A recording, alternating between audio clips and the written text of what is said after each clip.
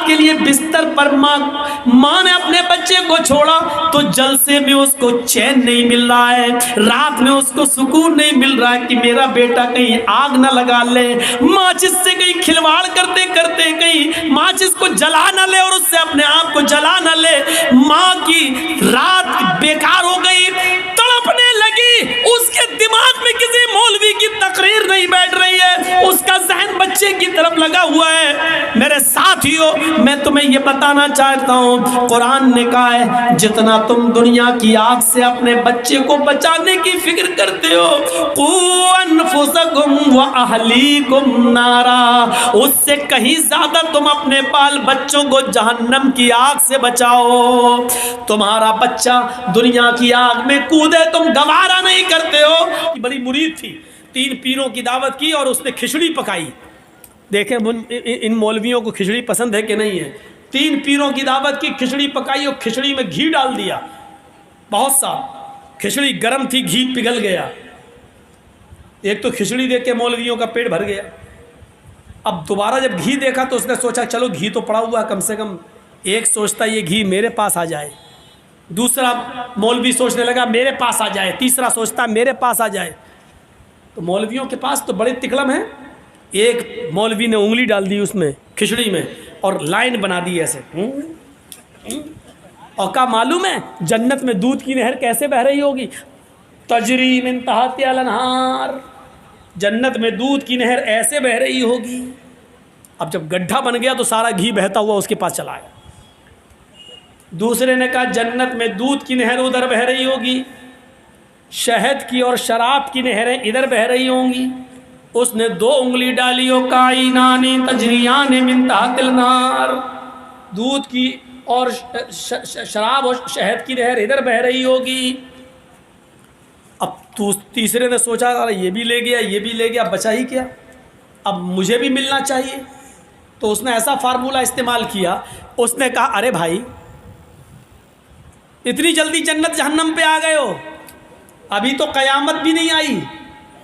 ارے قیامت آئے گی، زمین میں بھوکمپ ہوگا، زلزلہ ہوگا، اس کے بعد جنت و جہنم کا معاملہ آئے گا، اور جب قیامت آئے گی تو زمین ہلے گی۔ جانتے ہو زمین کیسے ہلے گی؟ اس نے پوری پلیٹ اٹھائی، ہو کا اذا زلزلت الارض زلزالہا، گھی چاروں طرف پھیل گیا،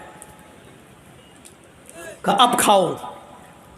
اور مولویوں سے تو کبھی کوئی جیت ہی نہیں پایا، بیکار آپ سر پھوڑتے ہیں مولوی کو بدنام کرنے کے لیے۔ کوا اور کبوتر والا میرا قصہ سن لینا، یوٹیوب پہ پڑا ہوا ہے۔ ایک شکاری کے جال میں کوا اور کبوتر دونوں پھنس گئے، کوا بھی رو رہا اور کبوتر بھی رو رہا ہے۔ تو کوے نے غصے میں کبوتر سے کہا چپ، گڑرگو کرتے کرتے دماغ خراب کر دیا۔ کبوتر بولا کوے سے تو بھی تو کاؤں کاؤں کاؤں کاؤں کر رہا ہے۔ تو کوا بولا میں تو اس لیے رو رہا ہوں کیونکہ مجھے، کوا بولا میں رو رہا ہوں، اور کبوتر میں رو رہا ہوں شکاری ہمیں کاٹ کے نہ کھا جائے۔ تو کبوتر بولا ابے تو کیوں رو رہا ہے، تجھ سے زیادہ پریشان تو ہم ہیں۔ ارے میں تو حلال ہوں، یہ شکاری مجھے جال سے نکالے گا اور کاٹے گا اور کھا جائے گا، مجھے تو کٹنا ہی کٹنا ہے، تو کیوں رو رہا ہے کمینے، تو کیوں کاؤں کاؤں کاؤں کر کے مجھے پریشان کر رہا ہے۔ تو کوا بولا تم زیادہ پریشان نہیں ہو، میں تم سے زیادہ پریشان ہوں، تمہیں تو کٹنا ہی کٹنا ہے، تمہیں تو کنفرم ہے، لیکن ہم تم سے بھی زیادہ پریشان ہیں۔ کہا کیوں؟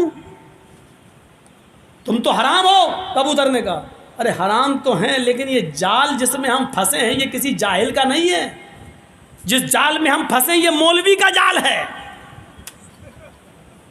تو کبوتر نے کہا مولوی کا جال ہے تو کیا ہوا؟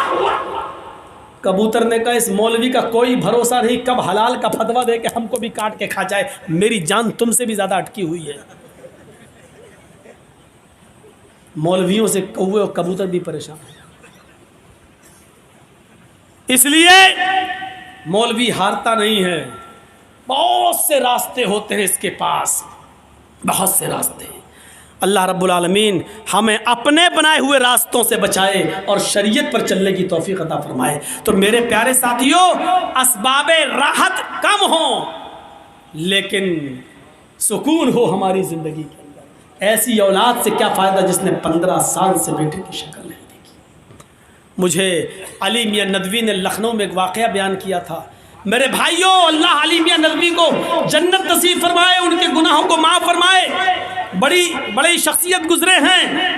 علی میاں ندوی نے ایک واقعہ بیان کیا. ان کے جلسے میں جب اجتماع تھا تو بہت سے لوگ دور دور سے آئے ہوئے تھے، عورتیں بھی آئی ہوئی تھیں. جلسے کو رات کے 12 بجے ختم ہونا تھا، لیکن جلسہ رات کے 12 بجے ختم نہیں ہونا تھا. لیکن ایک عورت جو دور سے آئی تھی بس میں بیٹھ کر، اس کا دماغ جلسے میں نہیں لگ رہا ہے، وہ کئی باتیں سوچ رہی ہے. ایک عورت نے اس سے پوچھا، بہن تمہیں کیا پریشانی ہے؟ تم کسی مولانا کی تقریر غور سے نہیں سن رہی ہو، تمہیں کچھ پرابلم ہے؟ اس نے کہا نہیں. پھر وہ پریشان نظر آئی. تھوڑی دیر کے بعد 2-4 عورتوں نے پوچھا، بہن تمہیں کیا پریشانی ہے؟ کہا یہ جلسہ کب ختم ہوگا؟ کہا وہ تو 12 بجے جلسہ ختم ہو جائے گا. اچھا ٹھیک ہے، تمہیں پریشانی کیا؟ کوئی بخار ہے، پیٹ میں درد ہے، کوئی پرابلم ہو تو بتاؤ. اس نے کہا نہیں، پرابلم یہ ہے کہ میں اپنا چھوٹا سا بچہ گھر پہ چھوڑ کے آئی ہوں، اکیلا ہے. تو کہا گھر میں کوئی نہیں ہے؟ کہا نہیں، اس کی دادی ہیں یعنی میری ساس وہاں سو رہی ہیں، لیکن وہ آنکھوں سے نابینا ہیں. کہا کوئی بات نہیں، بچہ تو آپ کا کتنے سال کا ہے؟ کہا 2 سال کا بچہ ہے. کہا ماشاءاللہ بچہ بڑا ہے، اپنے آپ پیشاب کرنے جا سکتا ہے، اڑ سکتا ہے، اس کی دادی اس کو سلا دیں گی، کوئی دقت کی بات نہیں. کہا میری بہن بات دراصل یہ ہے کہ میں ماچس میچ باکس اپنے تکیے کے نیچے چھوڑ آئی ہوں. رات میں کبھی کبھی لائٹ چلی جاتی تھی تو میں چراغ جلا لیتی تھی، اس لیے وہ میچ باکس، وہ ماچس کی تیلی میں نے تکیے کے نیچے رکھ دی تھی ماچس. مجھے ڈر ہے کہ رات کی تاریکی میں کہیں بچہ اٹھ نہ جائے اور کھیلتے ہوئے کہیں وہ ماچس کی تیلی نہ جلا لے، اور جلتی ہوئی وہ ماچس کا ٹکڑا کہیں بستر پہ نہ گر جائے، اور پورا کا پورا بستر جلنے کے بعد گھر میں بھی آگ نہ لگ جائے، اور اس سے میرا بچہ جل کر راکھ نہ ہو جائے. ان عورتوں نے کہا تم کیا کیا سوچ رہی ہو؟ چپ رہو، بچہ بڑا ہے، رات میں جب سو جاتا ہے تو پھر اکثر بچے صبح ہی اٹھتے ہیں، رات کی پہلی نیند ہے، گہری نیند میں سو رہا ہوگا. یہ بری خیالات تم اپنے دماغ سے نکالو اور چلو تقریر سنو، 12 بجے جلسہ ختم ہو جائے گا.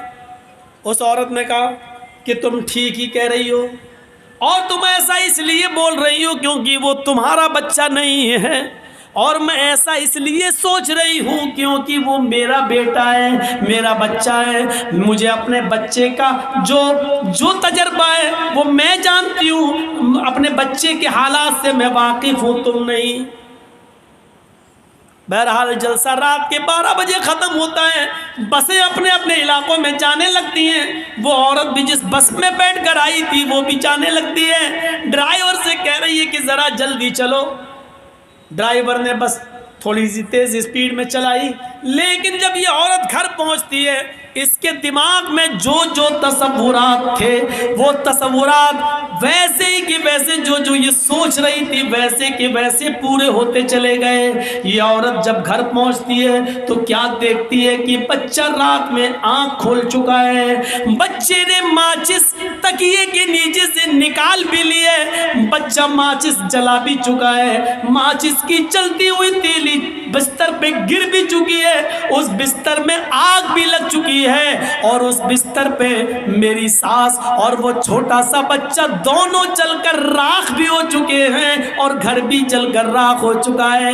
میرے بھائیوں، میں کہنا یہ چاہتا ہوں کہ ایک رات کے لیے بستر پر ماں نے اپنے بچے کو چھوڑا تو جلسے میں اس کو چین نہیں مل رہا ہے، رات میں اس کو سکون نہیں مل رہا ہے کہ میرا بیٹا کہیں آگ نہ لگا لے، ماچس سے کہیں کھلواڑ کرتے کرتے کہیں ماچس کو جلا نہ لے اور اس سے اپنے آپ کو جلا نہ لے. ماں کی رات بیکار ہو گئی، تڑپنے لگی، اس کے دماغ میں کسی مولوی کی تقریر نہیں بیٹھ رہی ہے، اس کا ذہن بچے کی طرف لگا ہوا ہے.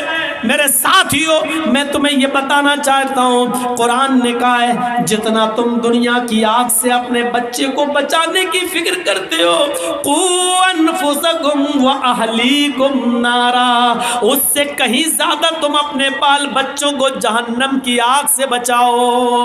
تمہارا بچہ دنیا کی آگ میں کودے تم گوارا نہیں नहीं करते हो।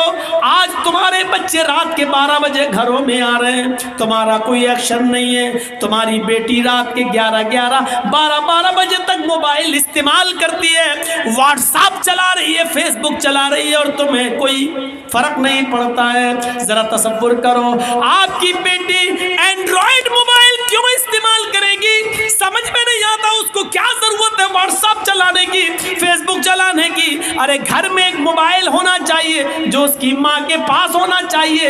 अगर बेटी को अपनी सहेली से बात करना है तो अपने माँ के मोबाइल से फोन कर ले, उससे बात कर ले। लड़की मोबाइल लेकर घर से बाहर जाएगी, घर से बाहर फिर घर में आएगी। आपने इतनी आजादी क्यों दे रखी है? आपने इतना फ्रीडम क्यों दे रखा है? और जब ये दिन आपने दिखाए हैं, जब ये दिन आपने दिखाए हैं अपनी बेटियों को, तो आजकल फिर वो दिन भी देखो, आजकल वही दिन भी देखो। फिर वही दिन देखने को मिलेंगे जो हैदराबाद की सरजमीन पर हुआ है।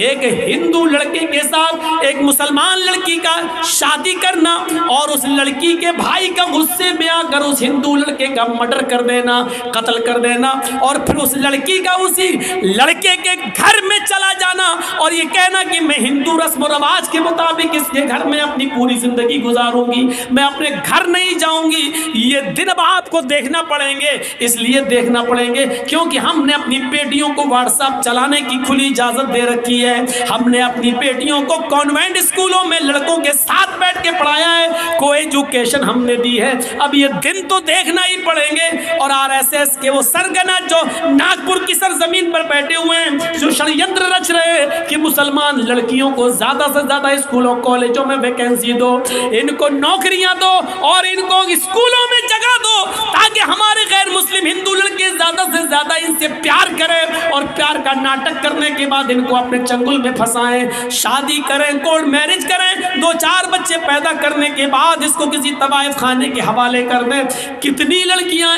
ऐसी हैं जो आज मेरे भाइयों चकले खानों पर इसलिए बैठी हुई हैं कि 1-2 बच्चे पैदा हो जाने के बाद उनको छोड़ दिया गया है, उसको नजरअंदाज कर दिया गया है, उसको लाते मार के उसके घर से भी भगाया गया है, फिर वो हिंदू समाज के मंदिर में गई, वहां से भी उसको निकाला गया है, और आखिरकार वो अपने घर आ नहीं सकती है क्योंकि उसके बाप ने कह दिया कि जीते जी तू अपना चेहरा हमको नहीं दिखा सकती है। आखिरकार उसने चकले खाने में बैठ के अपनी जिंदगी को गुजारना और अपने जिस्म को बेचना शुरू कर दिया है।